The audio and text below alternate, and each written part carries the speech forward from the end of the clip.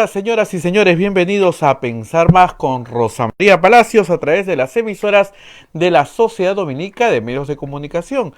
La Sociedad Dominica de Medios de Comunicación está integrada por Radio Santa Rosa en Lima, 1500 kilociclos AM, la amplitud modulada, 105.1 en la frecuencia modulada al sur de nuestra ciudad.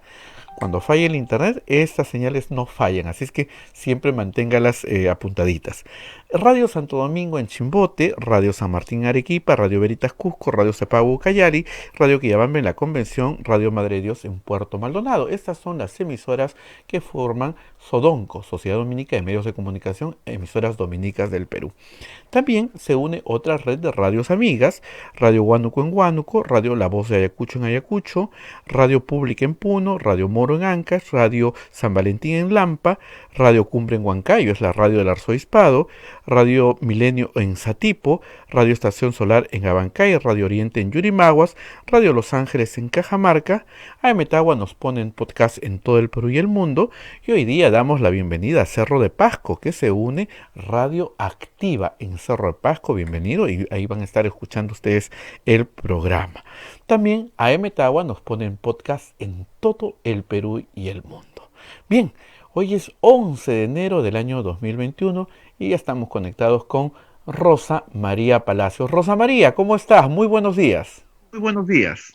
Muy buenos días, Abel. Muy buenos días a toda nuestra audiencia en todo el Perú. Amanecemos acá con el día un poquito frío, de verano, por supuesto, hace calor, pero todavía está muy nublado en esta zona, neblina de enero, típica de la costa peruana. Hay 19 grados a esta hora, aunque parece que el día va a calentar, por supuesto, mucho más.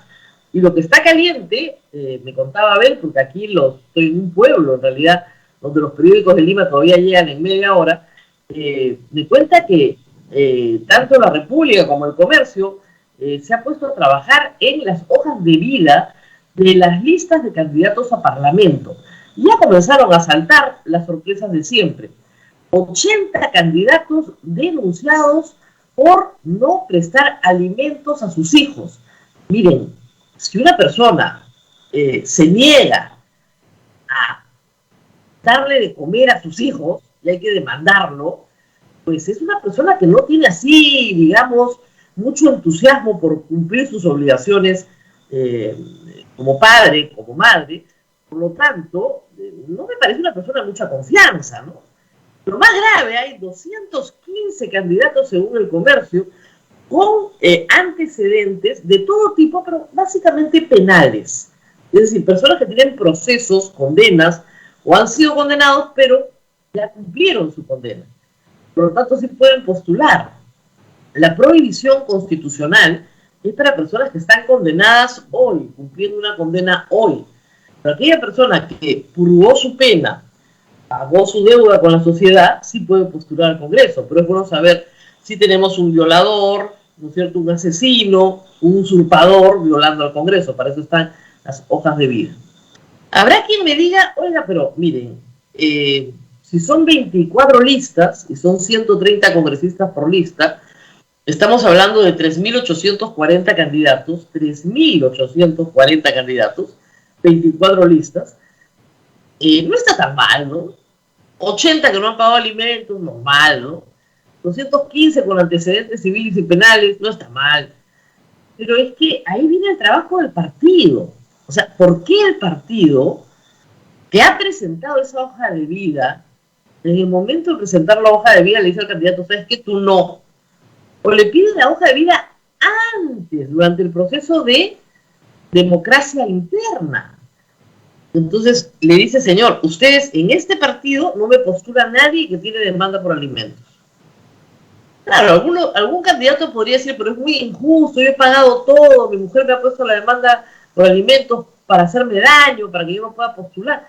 Bueno, se puede ver caso por caso, pero 80 significa que los partidos no han hecho el trabajo de filtro, de primer filtro, que deberían hacer. Y le dejan toda la responsabilidad a los medios de comunicación y al electorado, que tiene también muchos problemas de acceso a la información. No es tan fácil encontrar toda esta información, trabajarla. Es difícil, los medios de comunicación arman equipos grandes para poder hacer esto.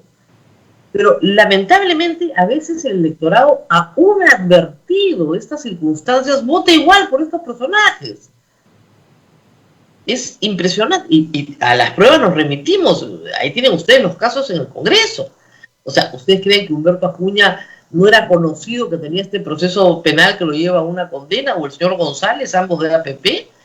El señor Alarcón no era conocido en Arequipa, no se le conocía como una persona que tenía este desempeño en la Contraloría completamente inadecuado, que motivó su salida de la Contraloría. A veces se advierte a la gente hasta el cansancio e igual votan por estas personas. Personajes de UPP, hoy en el Congreso, sentenciados, que habían purgado condena por andar bailazo, 3 estaban en el Congreso habiendo purgado condenas de 8 años. Entonces, a veces no es que no se le avise a la gente, se le avisa y con la debida anticipación, pero votan igual por ellos. Ese es el problema. Bueno, ese es lamentablemente el juego democrático. Nos puede no gustar el resultado, pero si la gente les da el voto, no hay nada que podamos hacer, lamentablemente. Bueno, este fin de semana, Abel, han habido muchas noticias de fiestas COVID, lo que veo en los noticieros en las mañanas, ¿no? Gente que va a matrimonios, a bautizos, se encierra para hacer una fiestecita. Bueno, la situación es bien crítica y eso hay que volverlo a señalar. Todos los indicadores establecen que hay un aumento de contagios sin que mucho haya cambiado, lo cual hace presumible que la hipótesis de que la variante del Reino Unido ya esté entre nosotros hace varias semanas y que por eso el contagio se expande de una manera más rápida y por eso se saturan las hospitalizaciones. La señora que encontraron el viernes pasado no es una viajera, no es una señora que llega del Reino Unido, entra como paciente cero al Perú. No, es una señora que reside en Lima, según la manifestación de la ministra, que no ha salido a ninguna parte salvo una reunión en Navidad. Entonces no le echemos la culpa a la Navidad, echémosle la culpa a que esta señora antes ha estado en contacto con personas que sí han viajado o que a su vez esas estuvieron con otras que sí han viajado a Europa y han venido de Europa. Si esto es así, lo que quiere decir es que esa variante está circulando hace ya varias semanas en el Perú. Y siendo una variante muy contagiosa, lo más probable es que ya esté circulando comunitariamente. Y al circular comunitariamente, nos puede pasar lo que está pasando actualmente en el Reino Unido, que tienes las instalaciones sanitarias al tope o excedidas. Nuevamente este fin de semana ya comenzamos a ver solicitudes, pedidos de camas UCI. Todavía hay, pero está al 90%. Cuando nosotros nos damos cuenta en el periodismo que nos comienzan a pedir camas UCI, es que las cosas están en estado muy, muy serio, muy crítico. No son muchos los pedidos, pero ya comienzan los pedidos. Por favor, consíganos una cama UCI, que donde estamos actualmente no hay, y necesitamos que nos referencien a otro lugar. Eso es algo que tenía que preverse, con más camas UCI, por supuesto, porque una variante más contagiosa lo que va a hacer es que pone más rápidamente a más gente junta en el hospital, que es exactamente lo que no quieres. Lo que tú quieres es que la enfermedad se expanda muy lentamente para que nunca se sature tu sala de emergencia, tu UCI. Lamentablemente, con esta variante en el Perú, esto se va a saturar a toda velocidad. Por lo tanto, lo primero es recomendarle a todos lo que hemos venido recomendando durante los últimos 10 meses. ¿Qué funciona? ¿Qué funciona bien? Lo mejor es ponerse la mascarilla. Eso es lo que funciona. O sea, fuera de casa, de todas maneras. Salvo que usted esté solo en un espacio abierto, ¿no? Acá corre gente a las 6 de la mañana, sola a la vez en el horizonte, ¿no? Y pues a las 6 de la mañana solo no necesitas una mascarilla. Entonces hay que usar el sentido común. Pero ahí donde tú ves gente, inmediatamente la mascarilla, tratando de no tocarla con las manos, ¿no? Sino con las pititas, siempre con las pititas, las manos van a las pititas, y se puede poner. 2, lavarse las manos con frecuencia, lo cual además va a reducir todas las enfermedades diarreicas este verano, ¿no? Porque mientras más se lava las manos la gente, perdón, menos posibilidad de enfermedades diarreicas hay. Y lo tercero es distancia, ¿no? Si te encuentras con alguien a quien no ves hace 10 meses, obviamente te provoca abrazarlo y, pucha, cómo nos extrañamos, pero te paras a una distancia, ¿no? Y hablas con él, con tu mascarilla puesta. Así de fácil. Y si te vas a sentar a la mesa con alguien, bueno, una mesa lo suficientemente grande en un restaurante, como para que las personas se sienten cruzadas y no estén a una distancia imprudente. Entonces, las mismas medidas, con sentido común, con lógica, saliendo poco, porque no hay a dónde salir, ¿no es cierto? Porque no hay cines, no hay teatros, no hay espectáculos públicos, pero saliendo sí, ojo, nosotros creo y mucha gente recomendamos que todos, adultos y niños, salgan de vez en cuando, a alguna hora del día. Este fin de semana hablaba con un pediatra y me decía que los niños están sufriendo mucho. Y están sufriendo de cosas que antes no se veían en la consulta, ¿no? Ansiedad, irritabilidad, depresión, evidentemente sedentarismo, sobrepeso. No eran problemas críticos en la infancia y que hoy sí lo son. Entonces los niños tienen que salir un poquito tienen que salir a respirar un poquito de aire, a tomar la luz del sol, que tiene vitamina D, muy importante para crecer, ¿no? Tienen que salir un ratito, de todas maneras. Y en la familia, obviamente, privilegiar los espacios ventilados. Por más pequeñita que sea su casa, techo tiene que tener. Entonces, si se puede poner una escalerita al techo, usar el techo como un ambiente de verano, ahí pones una mesita y unas sillas y una sombrilla, ¿no es cierto? Y se puede estar ahí mucho más ventilado. Un patiecito, aunque sea pequeño, un jardín delante de la casa, ¿no es cierto? El retiro que uno hace a veces en algunas municipalidades, esos espacios pequeños que no se usan, pero que están muy ventilados, privilegiarlos en verano, ¿no? Hay gente que me dice, estoy sacando mi comedor al patio. Perfecto, porque de esa manera están siempre con ventilación. Y toda vivienda, por pequeña que sea, abrir las ventanas. En el Perú, lamentablemente, hay la creencia de que el aire enferma. El aire no enferma, el aire limpia. Entonces necesitamos ventilar, ventilar y ventilar. Si usted se pone siempre su mascarilla, se lava sus manos, se ventila sus espacios, mantiene la distancia, no va a lugares aglomerados. O sea, si usted va a un sitio porque tiene que ir, por ejemplo, a un banco, ve una colaza, media vuelta y se va. Media vuelta y váyase.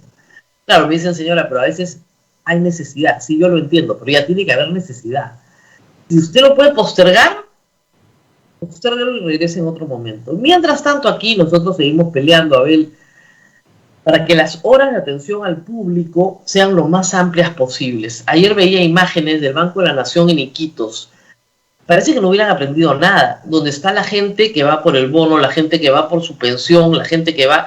Todos los que van para distintas atenciones. No hay muchos bancos en Iquitos. La aglomeración afuera era infernal. ¿Qué tienes que hacer ahí? Hacer que el banco atienda, como es uno nada más, 24 horas, con triple turno. Contratas más personal, haces un triple turno y haces que la gente se expanda. Más horario de atención. Ya, ustedes miran qué exagerado, 24 horas. Bueno, 12 horas. Y abran a las 7 de la mañana y cierran a las 7 de la noche. Y abran a las 8 de la mañana y cierran a las 10 de la noche. ¿No? Muchas horas de atención, como vamos a hacer justamente para ir a votar. Es exactamente la misma lógica. Más horas de atención. No, acá te ponen toque de queda. Como si el toque de queda fuera efectivo para prevenir las fiestas clandestinas, que estamos viendo que se realizan con toque de queda o sin toque de queda. Da lo mismo, el incumplimiento es masivo. Entonces, si eso es así,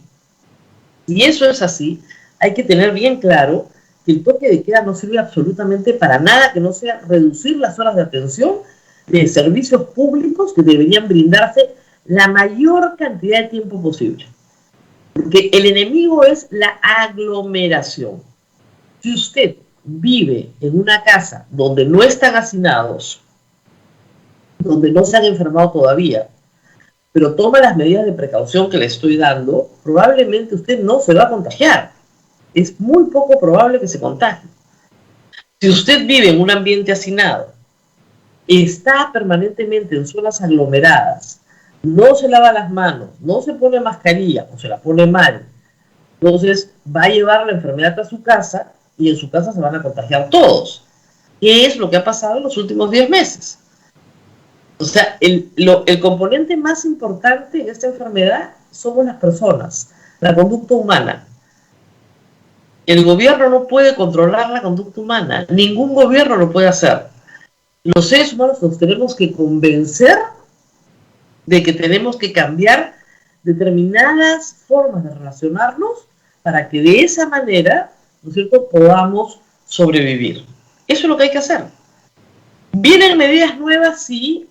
Bueno, en la última semana, Abel, no sabes la cantidad de veces que he recibido llamadas, mensajes de WhatsApp, sobre todo antes del anuncio de la vacuna, y luego este sábado y domingo de nuevo, ¿no? Al presidente Sagasti se lo preguntaron en una entrevista en El Comercio, y él dijo que esa sería el confinamiento, la medida más temida, una medida extrema, y anunció algo que parece interesante, que también se ha usado en otros países, que son indicadores que le permiten a las personas, a las familias, a los pequeños empresarios, tomar previsiones. Una de las cosas más desesperantes para las familias, para cualquier pequeño empresario o mediano empresario, es no tener un horizonte. Por ejemplo, si yo vendo ropa de baños, me hubiera gustado saber, ¿no es cierto?, en diciembre, que las playas no iban a abrir. Porque nadie me va a comprar la ropa de baños. Nadie me va a comprar los flotadores para los niños. Nadie me va a comprar los helados que voy a preparar. Entonces, porque no va a haber nadie en la playa. Si me lo hubieran dicho antes, yo no compraba los insumos, no invertía mi capital en algo que nadie me va a comprar. ¿Se dan cuenta? Es muy importante prevenir. Pero si me dicen que abren las playas, entonces yo saco mi ropa de baño, saco mis sombrillas, mis sillas, saco mis helados, ¿no es cierto?, mis baldes, las cosas que yo vendo en temporada. Cualquier pequeñito empresario necesita esa información básica, esa información que el gobierno no le da y la necesita. Lo que ha dicho el presidente es lo siguiente, que se van a construir una serie de indicadores y que las medidas se van tomando conforme se alcanzan esos indicadores. No sabemos cuáles son, pero supongamos, hospitalizaciones, supongamos, número de fallecidos, supongamos, número de camas UCI disponibles. Entonces, con esos indicadores, región por región, porque el Perú no es uno solo, el Perú es un conjunto de realidades, con esos indicadores, región por región, se adoptan medidas región por región. ¿Se dan cuenta? Cerrar 3.000 kilómetros de playa es una pésima medida, vigente hasta el día 17 de enero, incumplida masivamente en todo el litoral del Perú. Y no me refiero a Máncora, no me refiero a Aguadulce en Chorrillos, que son playas muy populares, llenas de gente. Me refiero al resto de la costa peruana, donde es imposible poner un policía en cada kilómetro. No se puede, ¿no es cierto?, para que controle la arena. Es absurdo, no tiene sentido, no sirve para nada. La gente camina por la orilla del mar y está bien que lo haga porque no hay nadie en playas absolutamente desiertas. Entonces, las normas tienen que ser sensatas y tienen que acomodarse a la realidad. Es lo que estamos pidiendo, realidad y ciencia. Uno de los problemas más graves del Perú, y se dijo desde hace meses, es que se privilegió la prueba rápida sobre la prueba molecular, con lo cual el contagio se convirtió en comunitario muy rápidamente. Hay personas que me preguntan, ¿vamos a volver a un encierro como el del 15 o 16 de marzo del año pasado? La respuesta es no, porque no sirve para nada. Ese encierro radical se hace ¿para qué? Para contener la enfermedad y evitar el contagio comunitario. Es decir, ya toda la comunidad está contagiada, el virus circula libremente. Eso se hace al principio, ¿para qué? Para que tu brote, el brote que tú tienes, lo controles. Nada más. Controlas ese brote 15 días y después puedes abrir, porque ya controlaste el brote. El problema es que el Perú nunca pudo controlar el brote. ¿Por qué? Porque para detectar el brote tienes que usar pruebas moleculares y luego tienes que hacer rastreo de contactos. El único caso que tuvo rastreo de contactos en el Perú fue el caso 0. Después se abandonó el rastreo de contactos. Entonces, ¿para qué vamos a regresar a un confinamiento radical si no hay rastreo de contactos y no hay pruebas moleculares? Si el confinamiento radical sirve para controlar el brote, ese brote, y hacer que no se expanda en el resto de la sociedad. Es imposible. Porque además, tendría que ser un confinamiento más radical que el que tuvimos el 15 de marzo, que deja libre más o menos, ¿no es cierto?, al 40% de la economía, porque todo lo que es alimentación tiene que seguir libre, la gente tiene que comer. Agua, desagüe, electricidad y telecomunicaciones tienen que continuar. Y además todo lo que es salud pública tiene que continuar. Entonces, si es así, no tiene ningún sentido confinar a todo el país y regresar a la, como sea, fase 1 o fase 0. ¿Okay? No tiene sentido regresar de esa manera. Lo que se puede hacer es otras cosas. Pero eso, actualmente, lo único que va a hacer, lo único que sí va a hacer, es destruir el poquísimo crecimiento que tenemos en este momento, destruirlo por completo. ¿Con qué ganancia? Con muy poca. Sanitariamente, con muy poca. Entonces, debe cambiar el enfoque punitivo. Lo hemos dicho acá hace meses. Y creo no haberme equivocado, Abel, porque después de escuchar al expresidente Vizcarra promover la ivermectina, uno se asusta, ¿no? Yo quiero decir que para mí ha sido una desilusión gigantesca. Porque yo siempre he dicho, y no he cambiado mi posición, que el manejo de la pandemia por parte del gobierno de Martín Vizcarra fue un fracaso. Y ahí están los números económicos y sanitarios. No se salvó ni la economía ni la salud, ninguna de las dos cosas. Y con más de 80.000 muertos, alguna explicación tenía que haber.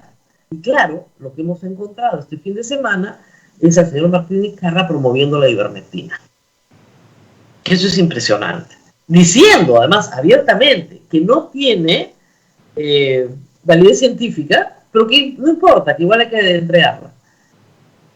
Entonces tú dices, ¿en qué manos hemos estado?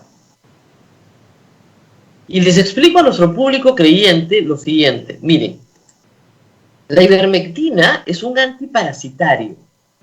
Toda la gente que está tomándola, y me imagino que es mucha, se ha desparasitado, lo cual está muy bien. No va a haber un niño con parásitos en todo el Perú, ¿no? Ni familias con parásitos. Me parece por ese lado estupendo.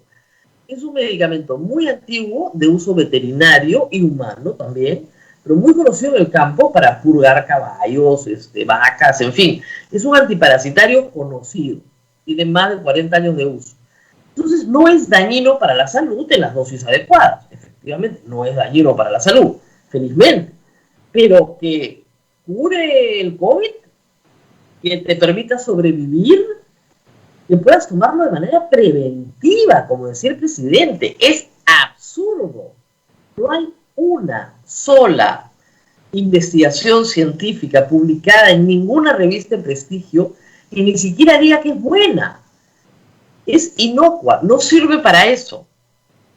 Al principio de la pandemia se han utilizado una serie de medicamentos ya conocidos, como la ivermectina o la hidroxicloroquina. ¿Por qué? Porque se estaba experimentando. Y se le decía al paciente, esto es de uso compasivo. Es decir, no sabemos si funciona o no, pero estamos probando. Pasados 10 meses, quedó claro en todos los escenarios que esto no funcionaba. Y la única cosa que sí funciona es un corticoide, que es la dexametasona, que es un corticoide que se utiliza cuando la persona tiene inflamación. Es decir, cuando ya entra en una neumonía o un estado inflamatorio, cuando la enfermedad avanzó. ¿Qué hizo la gente? Se comenzó a tomar el corticoide a los primeros síntomas, con lo cual agravó tu condición, la agravó. Si tú te metes el corticoide a los primeros síntomas, lo único que haces es bajar tus defensas, con lo cual tu cuerpo no puede construir una respuesta, ¿no es cierto? Una respuesta con sus propios anticuerpos a la enfermedad. Imagínese usted la barbaridad. Por eso es que nadie debe automedicarse. Nadie debe automedicarse. El corticoide es bueno cuando la persona está muy mal, pero no es bueno cuando la persona tiene los primeros síntomas porque le destruye su posibilidad de construir anticuerpos. Eso ya lo aprendimos en el Perú y se ha aprendido de la peor manera, con gente muriendo por no tener el conocimiento claro de qué es lo que se podía tomar y qué no. Entonces, ahora que ya se sabe, ¿cómo puede salir el expresidente Vizcarra a decir que tomemos ivermectina? Es una barbaridad. O sea, puede salir a decir que la operación Taita es una buena cosa porque efectivamente van a un pueblo pequeño, entregan alimentos, se hace un barrido, se hacen las pruebas. Bueno, ok, desde ese punto de vista sí, que se entrega ayuda a las personas para que no salgan de sus casas, que se les entregue pulsioxímetros, todo eso está bien. Pero decir que hay que tomar la ivermectina porque eso nos va a curar es falso. Y que además lo diga en su misma declaración. Sabemos que no funciona, pero hay que repartirlo. ¿Para qué? Ese es el grado, digamos, eso es lo que marca, para que tengan todos esto claro, es el grado de ciencia que ha habido en el manejo de la epidemia en el Perú. Y en eso no me equivoqué. A ver, todo el tiempo lo he dicho, para furia de miles de nuestros radioescuchas, de la gente que me sigue en Twitter. Cada vez que yo decía, esto no sirve, por favor, utilicen el sentido común. ¿Cómo reducir las horas del día en la atención al público en un supermercado o en un mercado va a mejorar la aglomeración? Al contrario, si ustedes cierran las horas del día, la gente se aglomera peor. Saquen el toque de queda. ¿Cómo prohibir los domingos? Va a ser una buena medida. ¿Cómo prohibir los carros particulares? Va a ser una buena medida. Es una barbaridad. Obligas a la gente a ir en transporte público donde se aglomera más. O sea, sentido común. No podemos estar en manos de gente que nos aglomera por castigar a la población. Es un enfoque punitivo. Ah, no obedeces, te castigo. Entonces te quito cosas, te quito horas del día, te quito el carro, te quito cosas. ¿Para qué? Para que obedezcas. No obedece nadie, lo único que hace es aglomerarse. Y tenemos un expresidente al cual se le apreció mucho en sus primeras medidas sobre el manejo de la pandemia y que ha tenido enorme popularidad en el manejo de la pandemia, promoviendo un medicamento que no tiene ninguna capacidad de curar a nadie, ni de prevenir nada. Reitero, el uso de la ivermectina en los primeros meses ha sido de carácter compasivo. Es decir, no tengo que darte, estamos probando con esto, no te va a hacer daño, porque es un medicamento antiparasitario conocido, no te va a hacer daño, pero tampoco te va a hacer bien. Por eso es que el Ministerio de Salud no lo ha prohibido, porque, reitero, se utiliza de manera compasiva. Pero, ojo, eso no quiere decir que un expresidente salga y promueva la ivermectina como si esto fuera la solución. Es muy grave. Y eso refleja el grado de improvisación con el que se ha manejado todo. Es evidente que nadie puede planificar la emergencia de una pandemia que emerge, ¿no es cierto?, de la nada. Pero ya pasados los meses, ¿no es cierto?, no se usan pruebas moleculares, no se trabaja con laboratorios universitarios que pueden perfectamente manejar pruebas moleculares, no se acepta la ayuda del sector privado, no se implementan. Hemos visto un hospital en Iquitos ya mejorado, con oxígeno en todo el hospital, no han llegado los monitores para la UCI. O sea, no termina de armarse el engranaje de las cosas que tienen que funcionar. Entonces, la única solución es prohibimos los carros. Y eso ya lo ha hecho este gobierno, el gobierno Sagasti. Prohibimos las playas, prohibimos los carros. ¿No? 24 y 25, 31 y primero, se prohibió el automóvil particular como elemento de contagio. O sea, ese nivel de estupidez, para que la gente usara transporte público. Entonces alguien me dijo, no es para que la gente use transporte público, es para que la gente no use nada. allá, y tú te vas a sustituir a la voluntad humana. Esa es la creencia de que el Estado se puede sustituir a la voluntad humana. Yo les enseño la orilla del mar donde me encuentro y vamos a ver si el Estado se puede sustituir a la voluntad humana. No se sustituye, pues. Eso no va a ocurrir, y menos en el Perú. Y estos toques de queda, reitero, lo único que hacen es hacer que las fiestas COVID clandestinas se estén bien aglomeraditas dentro de un hotel, bien escondiditas, para que todos se contagien más y mejor. Y las personas que se están cuidando con mucho empeño tengan menos horas del día para adquirir sus alimentos, ir a la farmacia, ir al banco, ir al hospital. Más aglomerados a donde quiera que van. Así de espantoso. ¿Qué es lo que estamos viendo hoy? Estamos viendo el resultado de las compras navideñas. 15 de diciembre. Mesa redonda explotaba, los centros comerciales explotaban, ¿no es cierto? Compras navideñas. Eso es lo que estamos viendo. Entonces prohíben otras cosas que no tienen valor económico, pero las que tienen valor económico no las prohíben y la gente se enferma igual. En eso estamos. Vamos a ver qué indicadores presenta el gobierno. Y eso permite construir un semáforo. Raya Burgos nos habló del semáforo en mayo, junio, no le han hecho caso. Semáforos por distrito. Por distrito se pueden construir. Y obviamente se podrían construir mucho mejor con pruebas moleculares, pero claro, en el Perú eso no se ha implementado. Te contaba, Abel, el otro día que me enteré que en Costa Rica, ustedes saben que el presidente de la República también es costarricense, en Costa Rica están prohibidas las pruebas serológicas. Prohibidas. Prohibidas, no se usan. Absolutamente prohibidas. Y tienen un excelente manejo de la pandemia con 2.000 fallecidos. Un país de 5 millones de habitantes.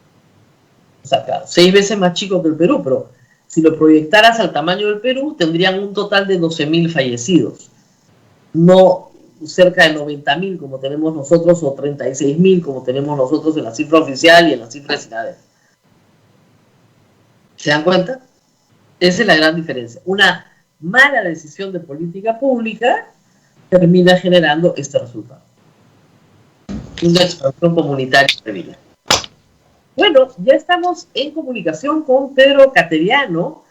Vamos a hacer una pausa porque vamos a hablar de varios temas con Pedro Cateriano. Anuncia ya en redes sociales un libro que sale muy pronto, que se llama Sin Anestesia, 10 años de defensa de la democracia, que resume su paso por el Poder Ejecutivo en varios momentos, pero también vamos a hablar de una preocupación que la ha estado replicando en Twitter, el problema de la ejecución presupuestal del año 2020. Un verdadero desastre, al que se une el desastre económico y el desastre sanitario. Vamos a la pausa y regresamos con Pedro Cateriano. Sodomco, Sociedad Dominica de Medios de Comunicación. Antes, para hacer su tarea, María tenía que recorrer un largo camino hasta la biblioteca más cercana. Ahora que tiene HughesNet, el internet satelital número 1, solo camina a la sala de su casa para tener acceso a la mejor educación. HughesNet te ofrece planes desde 20 megas, Wi-Fi incorporado y más datos para estar siempre conectado. Visita internetsatelital.com.pe y recibe el primer mes gratis. HughesNet, el internet satelital que llega donde otros no llegan. Aplican términos y condiciones. Sodomco, Sociedad Dominica de Medios de Comunicación.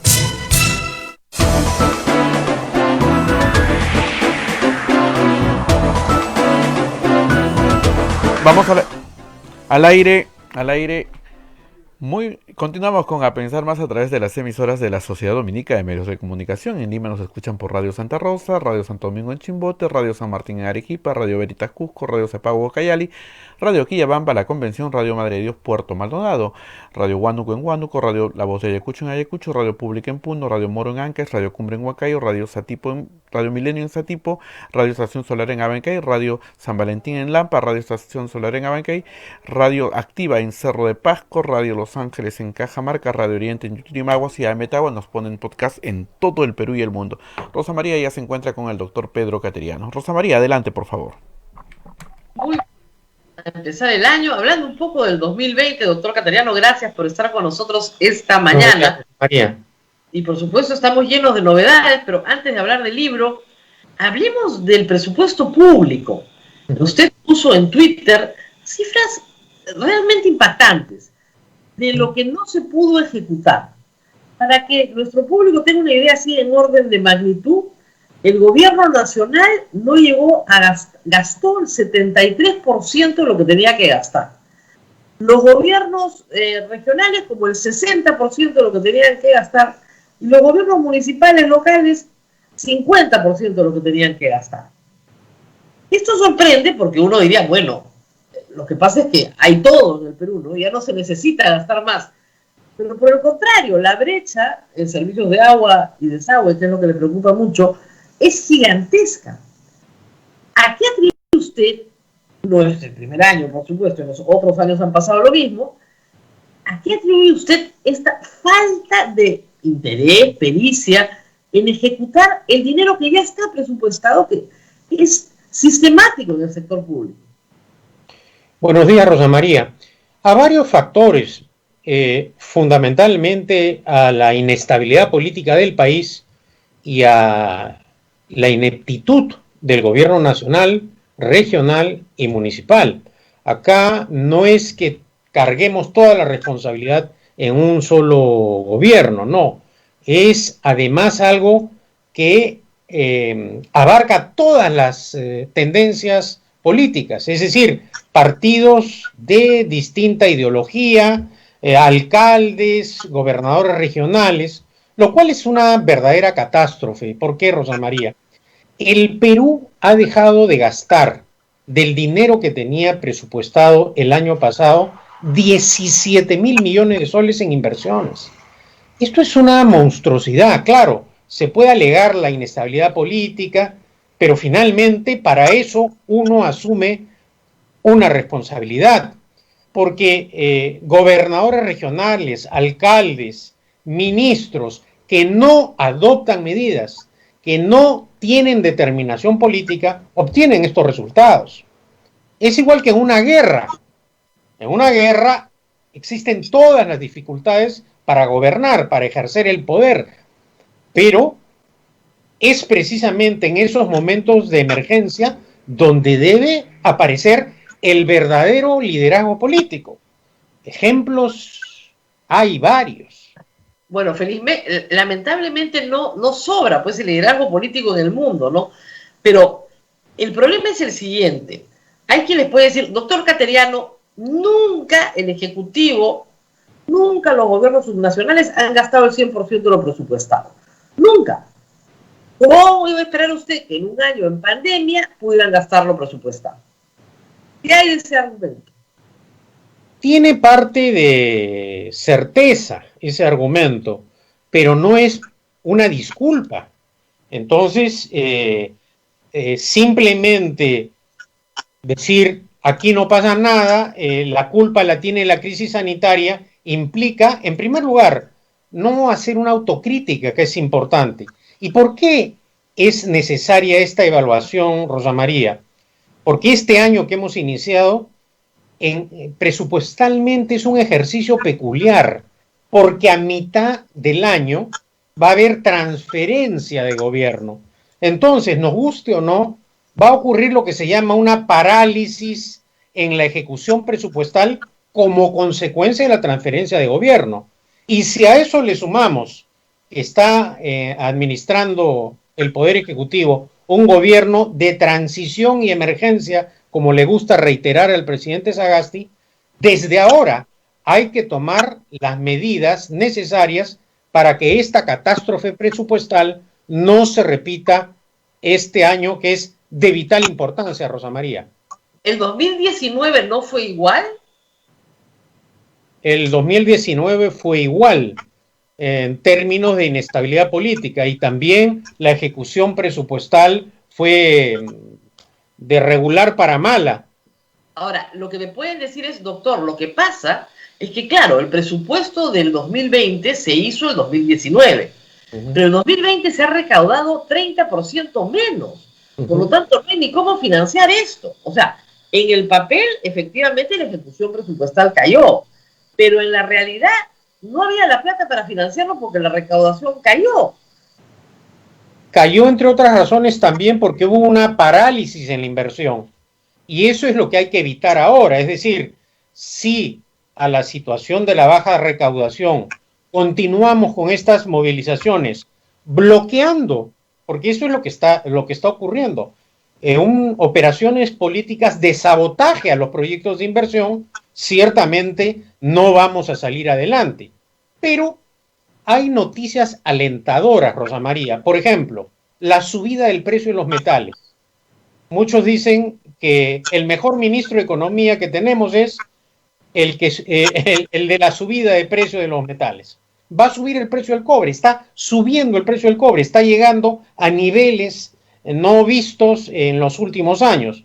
Bueno, si nosotros boicoteamos las operaciones mineras, paralizamos los proyectos mineros, naturalmente vamos a complicar más la situación política del país. Por esa razón, este gobierno debería poner un énfasis para destrabar los proyectos. Nadie le está exigiendo al presidente Sagasti que cumpla con proyectos, con iniciativas, pero ayudará mucho al siguiente gobierno que este gobierno de transición y emergencia ayude en este farragosísimo proceso de destrabar proyectos. Te pongo dos casos sumamente urgentes, Rosa María. El agua potable.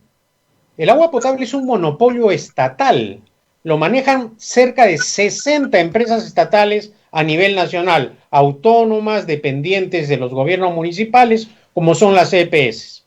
Durante todo este periodo no ha habido un proyecto, y hasta ahora no conocemos, por ejemplo, para reparar todos los baños de los colegios que en cerca del 80 y tantos % del país se encuentran en pésimas condiciones, o malogrados, o sin suministro de agua potable, etc.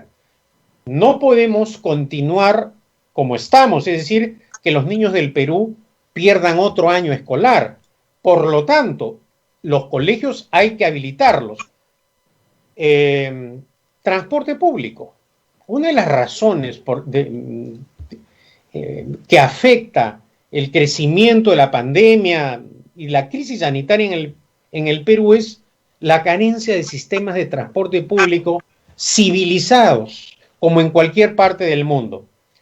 Hace algunos meses planteé la idea de emplear la línea férrea, por ejemplo, entre el Callao y Lima, que está subutilizada y que es una inversión millonaria que tiene el Estado en su favor para establecer un sistema de transporte público en horas punta entre el Callao y Lima. Eso se podría hacer con una determinación política. Tal vez el presidente Sagasti no pueda terminar ese proyecto en estos meses, pero sí dar el impulso necesario, Rosa María. Y hay otras ciudades del Perú en donde la línea férrea atraviesa las ciudades. Huancayo, por ejemplo. Huancayo es una ciudad en donde el ferrocarril central que opera hace décadas por la zona podría tranquilamente también establecer un sistema de autovagones para el servicio de transporte público de pasajeros. Igualmente en Puno, igualmente en Arequipa, en Cusco. Todo eso es factible. En este caso, lo que falta, Rosa María, es determinación política, nada más. Y dejar de lado también esas políticas populistas que están abandonando en la campaña electoral. Creo que este es el momento para hacer planteamientos y que todos los partidos políticos ofrezcan salidas, pero salidas sensatas que puedan sacarnos de esta crítica situación. Usted no está participando en la campaña, doctor. Presumo por lo que nos dice que estas hubieran sido las ideas que hubiera presentado. Pero el contendor suyo el que finalmente fue el favorito de los señores de Todos por el Perú, tampoco va a participar. Me queda un sabor como amargo en toda esta aventura, brevísima aventura política. Rosa María, siempre participa uno de una forma u otra en el quehacer político. Ahora mismo lo que estoy haciendo es, a través de la tribuna que tú generosamente me das, precisamente hacer planteamientos, porque creo que la campaña electoral precisamente es el momento en el cual el dirigente obtiene lo que Vargas Llosa dijo en su campaña, el mandato claro. La campaña es el momento en donde el candidato le hace unas ofertas al elector. Y si el elector vota por ese candidato, quiere decir que llega mandatado por la voluntad popular para realizar esos proyectos. Y luego precisamente no sean boicoteados o sometidos a operaciones de sabotaje, como ha ocurrido lamentablemente en los últimos años en el Perú, y debido a esa y otras razones nos encontramos en esta lamentable situación. El libro que viene, Sin Anestesia, es un libro que narra efectivamente 10 años de paso por el Ejecutivo, tanto en el gobierno de Ollanta como en el gobierno de Martín Vizcarra y en el intermedio. Es decir, toda esta, ahí tenemos en portada el libro, toda esta aventura, que es una aventura larga, de entrar y salir del poder. Si pudiéramos resumir de alguna manera, esta década es una década perdida, una década frustrante, una década de éxitos y de fracasos, porque los ha habido luces y sombras. ¿Cómo calificaría una década? Es una década indudablemente de éxitos y de fracasos, pero que culmina con un mensaje de esperanza, que ha sido la movilización nacional de los jóvenes. Mientras en un país exista la energía juvenil, hay posibilidades de cambio. Y mientras los jóvenes sigan dando ese ejemplo de salir a las calles para defender el sistema democrático, su futuro, para ejercer sus derechos, creo que somos todavía una posibilidad, como dijo en algún momento Jorge Basadre. La idea de defender la democracia. Creo que en Estados Unidos hemos visto un buen ejemplo la semana pasada, el 6 de enero, de qué cosa es defender la democracia y cuán débil es esta cuando los líderes no le tienen afecto, ¿eh? Eso hay que tener cuidado en el país supuestamente más democrático del mundo. ¿Qué tan en peligro está la democracia peruana en esta elección? Bueno, hay riesgos desde el punto de vista político, hay también muchos riesgos desde el punto de vista económico, y por esa razón estos 5 años nos deben servir de reflexión para ejercer el voto, que es la piedra angular del sistema democrático, que es el momento en el cual nosotros le damos el poder a los gobernantes para que no cometamos un error. Los parlamentarios no llegan de casualidad al Parlamento por arte de magia o por un apoyo celestial, no, llegan a través del voto.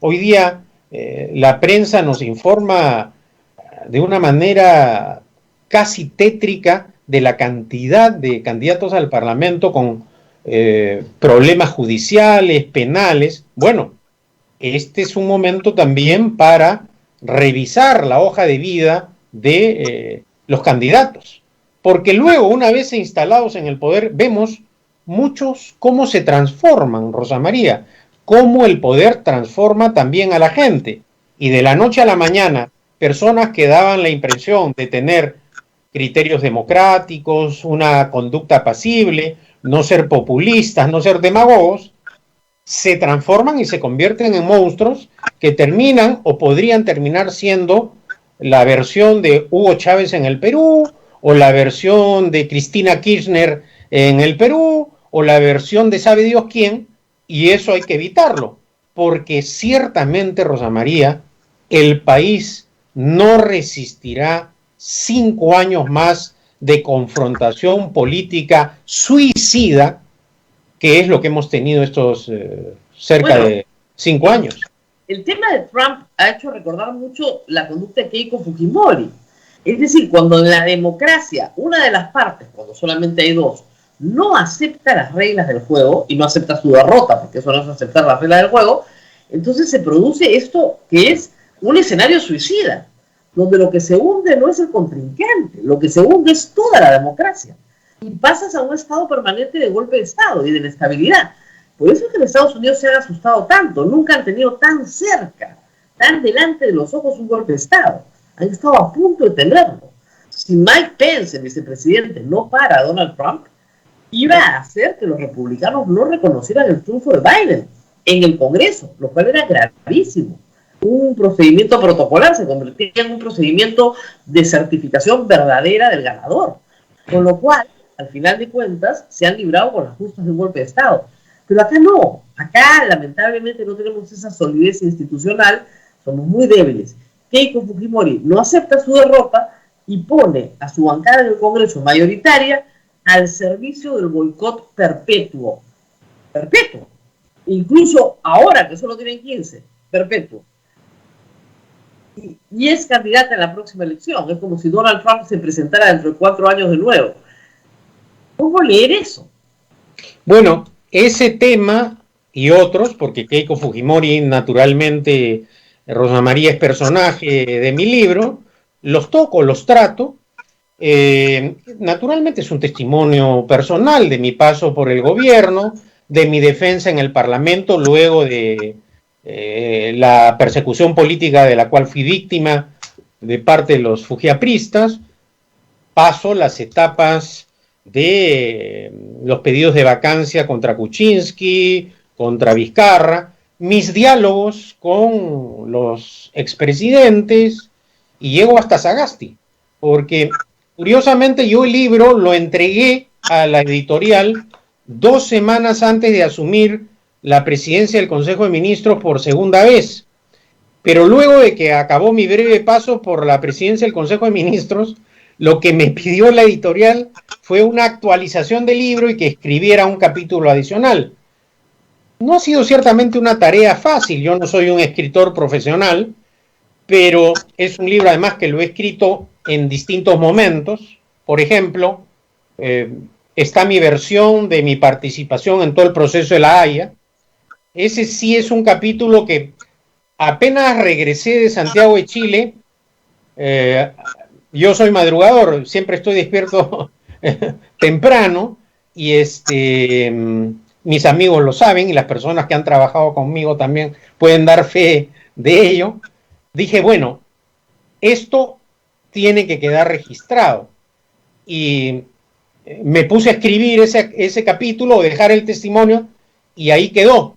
Pero luego ya las otras partes del libro fueron avanzando de a pocos, y la pandemia, el periodo de confinamiento, fue un momento también decisivo para tener más tiempo y dedicarme a escribir, a recopilar datos, porque también las afirmaciones que hago en el libro tienen un sustento documentario, un archivo periodístico, y eso ha implicado también un trabajo que requería esa disposición de tiempo que la tuve en los momentos de confinamiento. Yo estoy leyendo en mi actual confinamiento las memorias de Barack Obama y tienen casi 850 páginas el primer tomo, porque falta el segundo mandato. ¿Cuántas páginas tiene esto que cubre 10 años? Es un libro que pasa las 430 páginas. Es un libro mucho más amplio que el caso García. Claro. Debe estar entrando a imprenta hoy o mañana. La etapa de la corrección, Rosa María, es más complicada, diría yo, que la de proceso de escribir un texto, pero en fin, ya está el libro en manos de la editorial Planeta. Debe salir a fin de mes y estamos a la espera de lo que será la reacción. Hoy día, precisamente, ahora que tocas el tema de las memorias de Obama, leía un artículo de Guy Sorman en el ABC de Madrid, y Sorman afirmaba que las memorias de los políticos generalmente son muy aburridas o no sirven para nada, porque se emplean como documentos de apología para dejar un testimonio. Espero estar más cerca de Obama que de otros. No es el público, no es el caso de Obama, es un libro muy entretenido. Sí. Yo ya he leído la tercera parte, es un libro muy entretenido porque intercala todo el momento histórico con reflexiones y reflexiones políticas muy, muy interesantes sobre la emergencia del conservadurismo en los Estados Unidos, por ejemplo, ¿no? Y cómo esas consecuencias, el libro ha sido escrito antes del 6 de enero, por cierto, pero cómo las consecuencias de ese conservadurismo mal encauzado han terminado en estos problemas de afectación a la democracia, ¿no? Es muy interesante porque combina tres escenarios, ¿no? El personal, o sea, su familia, su esposa, cómo iban manejando esta situación, el político, cómo ganas una elección en los Estados Unidos, y estas reflexiones interesantes sobre las consecuencias políticas de determinadas acciones y determinadas decisiones que se proyectan por mucho tiempo. Entonces, es un libro muy, yo lo recomiendo, ¿eh? Muy interesante, y espero también recomendarles de Pedro apenas lo lean, porque no lo he leído. A diferencia del caso García, antes de su reedición, yo había leído la versión del 94, que es exacta a la que se publica, entonces yo sí conocía el libro. Esta vez sé que soy personaje, pero no sé nada. Disclaimer, no tengo ni idea. A propósito del libro de Obama que mencionas, precisamente, es un libro que también está lleno de anécdotas que explican lo difícil que es el cargo de presidente de los Estados Unidos, ¿no? Ese momento en que, por ejemplo, lo llaman de madrugada de la Academia Sueca para avisarle que ha ganado el Premio Nobel de la Paz. Entonces lo despiertan y estaba durmiendo con su esposa Michelle y le cuenta, ¿no? Me han llamado, he ganado el Premio Nobel y en estado de...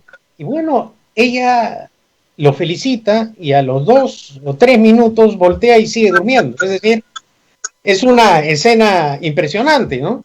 O cuando está, porque es uno de los pocos casos que menciona a presidentes latinoamericanos, cenando con Piñera en Chile, se le acerca un asesor a decirle que se ha caído un avión. Y en ese momento se abstrae de el compromiso protocolar y empieza a pensar en el drama del piloto, del copiloto, y decía que a veces cuando le preguntan qué se siente ser presidente de los Estados Unidos, ese momento graficaba, ¿no?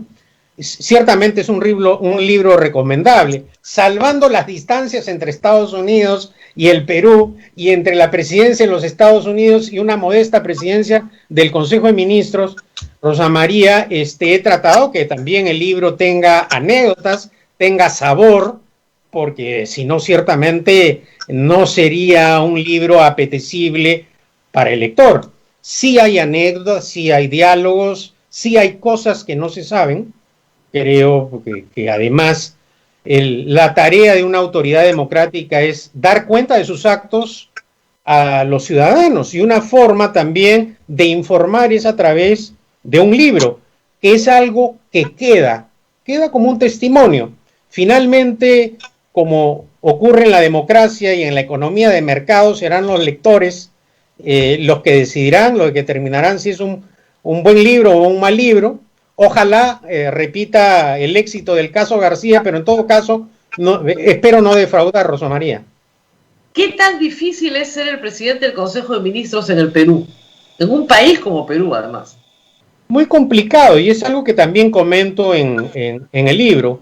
Afecta mucho la estabilidad política del país, la falta de una cultura democrática y de una conciencia constitucional. Y a portas del Bicentenario Nacional, que lo vamos a conmemorar en julio de este año, este libro es un pequeño granito de arena también que ayudará al debate. Espero ponga un poco de rocoto para hacer referencia a mis genes arequipeños en la campaña, y que algunos de los temas que toco, que menciono, sirvan de reflexión. Uno de ellos, por ejemplo, la dificultad que han tenido los presidentes en el Perú de gobernar cuando no han tenido mayoría parlamentaria propia en el Congreso. Bueno, eso es actualmente un drama, y parece que el drama se va a repetir. Una de las grandes preocupaciones es que con las reglas actuales es posible, y más que posible, muy probable, que quien salga elegido presidente este año no tenga mayoría parlamentaria. Y esos son 5 años más de drama. Incluso si la tiene, le puede pasar como Iván Humala, que esa mayoría se rompe muy rápidamente, es díscola, impone determinadas condiciones muy difíciles de aceptar. La misma historia la narra Obama en su libro, exactamente igual. O sea, una mayoría propia, pero que requiere ser atendida, cortejada, entregada. Bueno, y Obama cuenta también cuando pierde las elecciones, porque en Estados Unidos hay elecciones a mitad de mandato, cómo se preocupó más de la derrota de los líderes jóvenes y cómo se dedicó a llamar a cada uno de los candidatos jóvenes del Partido Demócrata que habían perdido. Y eso también demuestra cómo un presidente en los Estados Unidos ejerce el poder, conectado directamente con sus parlamentarios, con instituciones sólidas, con un partido político que es un soporte y no una agrupación de interesados y eventuales para llegar al Parlamento y luego desentenderse. Ciertamente, repito, coincido contigo, es un libro muy interesante el de Obama. No, pero lo que nos arroja luz sobre las dificultades que va a tener cualquier presidente en el Perú, sea quien sea elegido, de manejar el país sin una mayoría parlamentaria. Lo que nos ha dicho este Parlamento y sus entusiastas seguidores es que con 105 votos tú te votas a un presidente cualquier mañana, sin más trámite. Eso es gravísimo. Eso no ha sido resuelto por el Tribunal Constitucional. Y como es gravísimo, o se reforma la Constitución o el Tribunal Constitucional se pronuncia. El problema es que este Tribunal Constitucional se ha negado a pronunciarse. Con esa bomba atómica, la estabilidad de un presidente que, en teoría, era una figura mucho más poderosa que el Congreso, que tenía la última palabra, desaparece. Y eso va a ser muy difícil en los próximos meses y años. Es como la presidencia de Sagasti. La presidencia de Sagasti pende de un hilo. Es respetada porque la ejerce. Pero ya hemos visto, una vez que se deja de ejercer, el personaje desaparece. Bueno, ese tema Rosa María también lo toco en el libro, analizando los procesos de vacancia que acabó con la renuncia de Kuczynski, la vacancia del expresidente Vizcarra y finalmente la asunción al poder de Sagasti. Ahí hay un capítulo donde toco ese tema desde el punto de vista político y constitucional, tratando de dar una explicación clara al lector que no tiene una formación jurídica, porque este es un problema político y constitucional. Y también analizo la conducta de los señores magistrados del Tribunal Constitucional que, como bien tú dices, Rosa María, se lavaron las manos y han dejado esta bomba atómica activada al débil sistema democrático peruano. Que afecta al presidente que vaya a ser elegido, ni siquiera a este escenario, sino a un escenario posterior. Es muy complejo. Porque lo que ha ocurrido grotescamente es la desnaturalización, la malinterpretación del concepto de lo que significa realmente la vacancia por incapacidad moral permanente del presidente, de acuerdo a lo prescrito en la Constitución. Claro, la enmienda 25 de la que se está hablando ahora en Estados Unidos es una suerte de incapacidad física o mental. O sea, el presidente no puede gobernar físicamente o mentalmente, pero no moralmente. Uh-huh. Bueno, y precisamente, Rosa María, una de las razones por las cuales no se ha iniciado el proceso es que es un procedimiento largo en los Estados Unidos, en donde precisamente sí existe el juicio político, en donde el impeachment no se desarrolla pues en un plazo express, como en el que acá desquiciadamente aplicaron o intentaron aplicar los dos parlamentos, el anterior, el disuelto, y el que aplicó el actual, lo cual vuelve a probar pues que cargarse a un presidente en 15 días o en 3 semanas, eso no existe en ninguna democracia del mundo, y que mantener ese procedimiento tal cual está siendo interpretado por ya no un parlamento, sino por 2, constituye una gravísima amenaza al sistema democrático que tendría que ser detenido para que el siguiente gobierno tenga la tranquilidad que merece cualquier gobierno. A ver, tenemos preguntas seguramente de toda la audiencia. No me pregunten cuánto cuesta el libro, porque todavía no está a la venta, por si acaso, no lo sé. Bueno, ahí, ¿qué opina, doctor, de todos estos señores que hoy día han publicado, no sé si ha visto el diario La República, prácticamente ningún partido político se salva, con foto y todo, tenemos de todos los partidos políticos personas que tienen pues problemas, llamemos problemas con la justicia. ¿Y cuál es el panorama en base a esto? Bueno, precisamente comentábamos con Rosa María, ¿no? Lo lamentable que resulta esta noticia, y precisamente el elector tiene que en esta campaña electoral evaluar muy bien los antecedentes de los candidatos en sus circunscripciones electorales como candidatos a la presidencia de la República y naturalmente en la responsabilidad mayor que es la primera magistratura, es decir, el cargo de presidente de la República también. Esta es la etapa en la cual la prensa ayuda también a dar a conocer los antecedentes de aquellas personas que pretenden llegar al Parlamento, llegar a Palacio de Gobierno. Y esta noticia no es nada alentadora, naturalmente. También prueba una vez más que estamos ante una crisis muy seria de los partidos políticos. Esta campaña electoral puede determinar, de hecho, la desaparición de varios de los pocos partidos de dimensión nacional que teníamos. El APRA por voluntad propia, diríamos, de alguna manera. Claro. El PPC probablemente, y tal vez el único partido de dimensión nacional que quede sea Fuerza Popular, porque Alianza para el Progreso es un partido de dimensión regional en el norte, que dicho sea de paso, el señor Acuña controla el norte del Perú hace 10 años o más de 10 años, ¿y qué ha hecho por el norte del Perú? En Piura no hay agua potable, Rosa María. Es una de las regiones más ricas del Perú. Minería, petróleo, pesca, turismo, y no tiene agua potable, no tiene un hospital de alto rendimiento. ¿Qué ha hecho el señor Acuña ahí? ¿Qué han hecho los gobernadores regionales?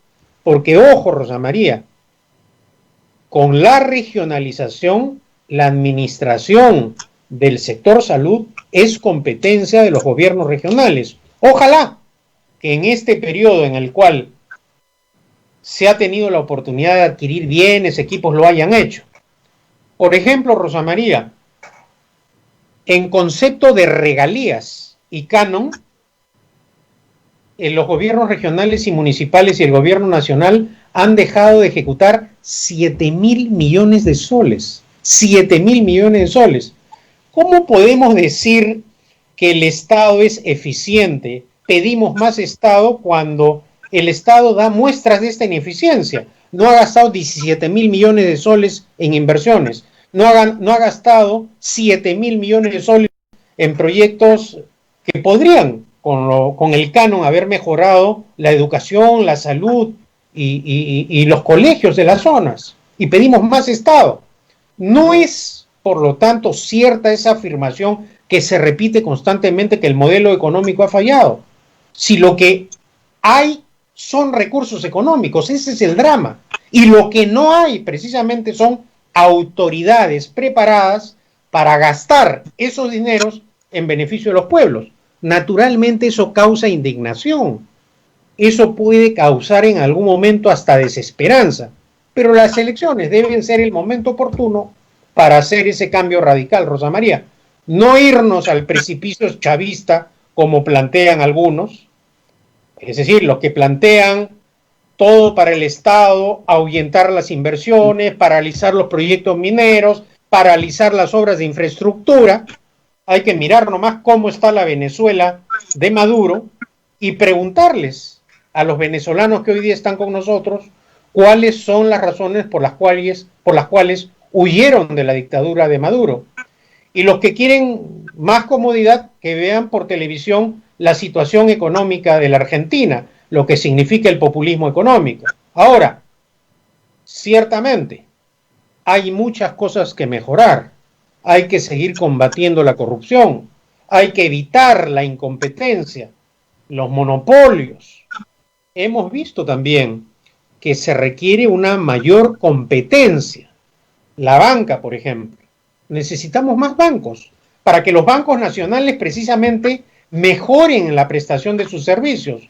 Una pregunta que reiteradamente he hecho: ¿por qué razón, si tenemos la integración económica con la Alianza del Pacífico, los bancos colombianos, mexicanos y chilenos no vienen al Perú a competir con la banca nacional y ofrecer créditos hipotecarios con bajas tasas de interés, créditos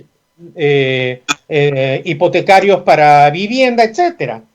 Si ya estamos en un proceso de integración económica, pronto con arancel cero, en donde vamos a tener un mercado, ciertamente es que, y esto hay que decirlo, que con el ingreso de López Obrador al gobierno en México se ha detenido, o por lo menos ha tenido un parón el proceso de integración económica. No veo la razón por la cual el sistema bancario nacional no abra la competencia para evitar precisamente lo que hay en el Perú: bancos que no tienen competencia, que tienen presencia en el mercado y precisamente por esa razón se vuelven ineficientes. Y eso creo que también hay que debatirlo ahora en la campaña electoral. Muy bien. No va a participar en la campaña electoral, pero la va a animar, creo. Por lo menos va a ser un animador de la campaña. Muy bien. No sé si tenemos alguna pregunta más para irnos despidiendo. Tenemos, de haber estado usted en el cargo en este momento de primer ministro, ¿cuál cree que tienen que ser las medidas que el presidente tiene que tomar? Porque la cosa de la pandemia está yendo bastante mal. Bueno, a mí no me gusta especular ni tampoco dar consejos, pero creo que la adquisición de las vacunas es un tema de suma urgencia. No es posible, pues, que el Perú sea uno de los pocos países en el mundo que no tenga hasta ahora vacunas. En ese sentido, felizmente, hasta ahora parece que el presidente Sagasti ha reaccionado y es lo más urgente. El tema sanitario, el tema económico.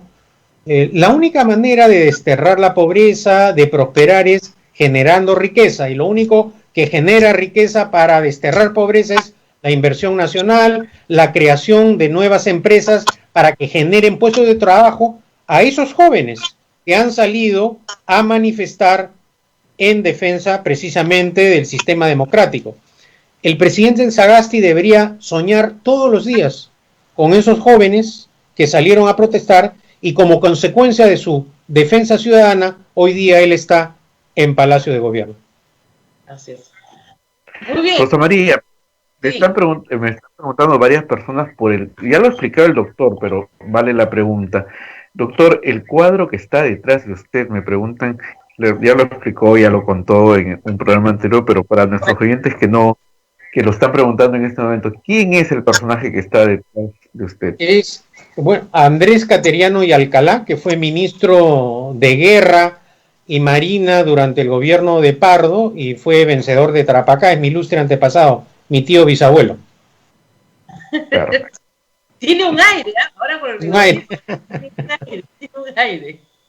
Así es. Muy bien.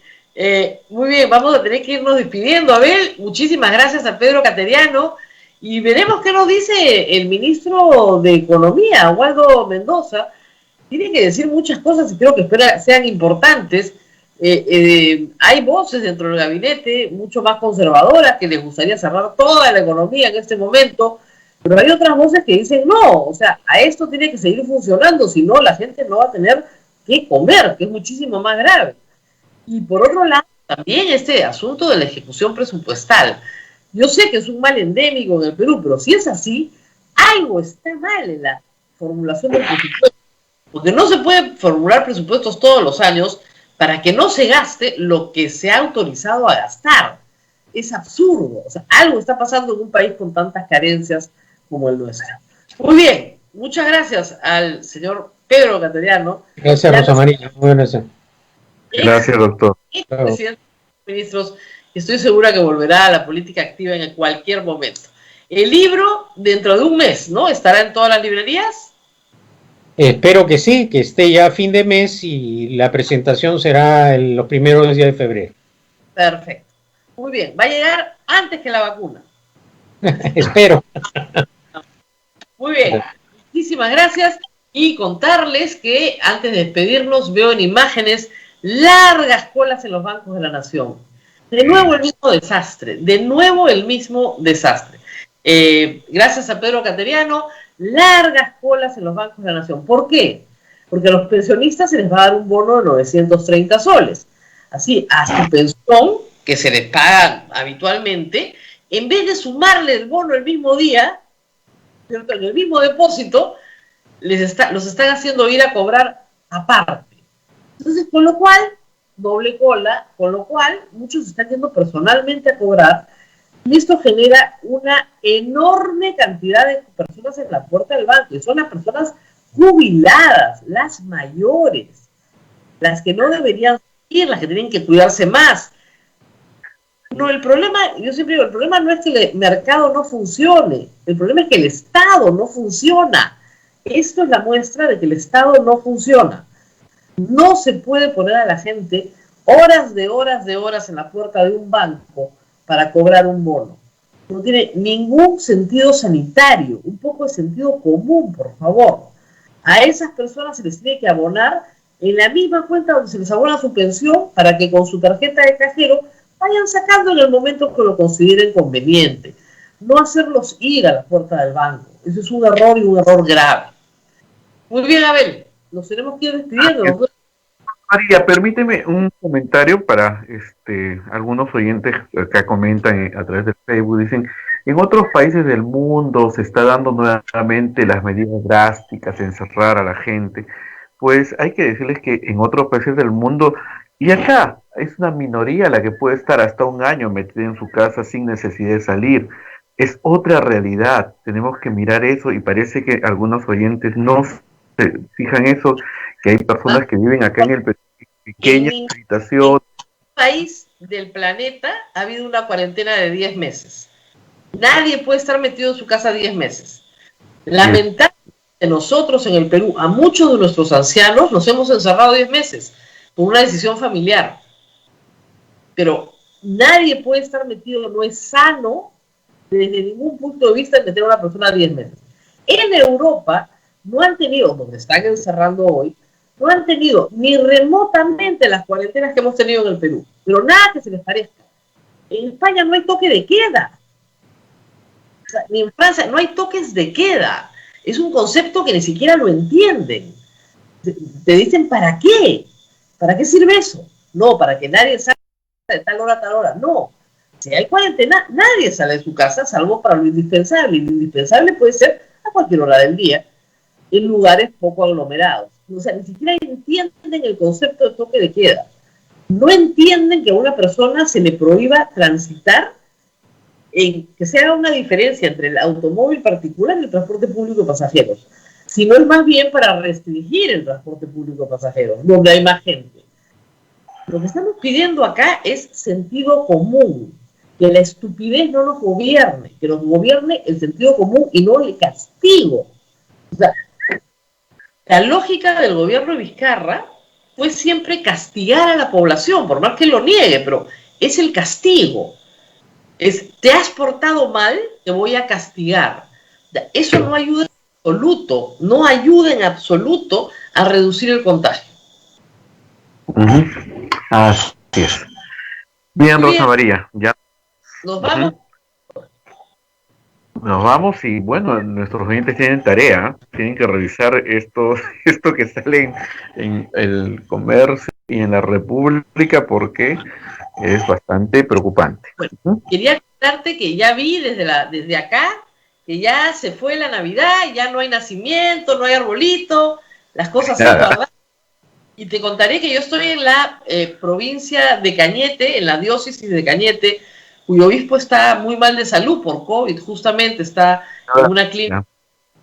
Pero este sábado en la noche, el obispo ya ha autorizado, antes de estar tan enfermo, autorizó misas al aire libre, con pequeños grupos de personas. Está una misa por primera vez en 10 meses, con 20 personas, todos con mascarilla, en un espacio al aire libre, un jardín completamente al aire libre, una canchita al lado de una canchita, 20 personas en sillas muy separadas y con algunas modificaciones a la celebración de la misa, que son las necesarias para poder participar sin tener ningún riesgo sanitario. Y la verdad que se puede hacer, sí se puede hacer, pero son grupos muy pequeños de gente muy separados. Algunas parroquias de Lima están haciendo misa de lunes a viernes en las mismas condiciones, espacios muy ventilados, muy poca gente, con alcohol en las manos, ¿no es cierto?, antes de comulgar, en fin, con una serie de medidas. La mascarilla sale primero, de ahí entra el alcohol,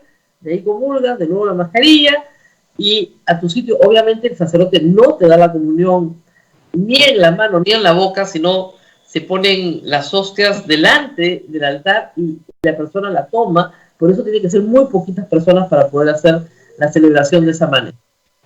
Sí se está comenzando a hacer esta diócesis de esta manera, en otras diócesis del Perú también, pero con mucho cuidado, con los cuidados del caso, ¿no? Uh-huh. Qué bueno, qué suerte que has tenido de ir ya a misa, ya esencialmente, ¿no? Imagínate, primera vez desde marzo, hasta ahora, primera vez. Y poco a poco volveremos, pero claro, es importantísimo que las personas puedan ser vacunadas, Abel. Eso es lo más urgente de todo. Ayer, en los programas políticos, hemos visto que la única cosa que hay con seguridad es el 1.000.000 de vacunas que llegan para 500.000 personas, porque son 2 dosis, y el resto todavía está en veremos. Así que hay que pedir mucho para que, de verdad, la mayor cantidad de personas en el Perú puedan ser vacunadas lo antes posible, y luego entrar en un programa de vacunación donde todos los años se nos vacuna. Eso es lo que hay que hacer para poder salir de la enfermedad. Ya hay el camino, hay que caminarlo, ¿no? Muy bien. Cuídate mucho, Rosa María, nos reencontramos mañana. Nos encontramos mañana. Hasta pronto. Chao, chao.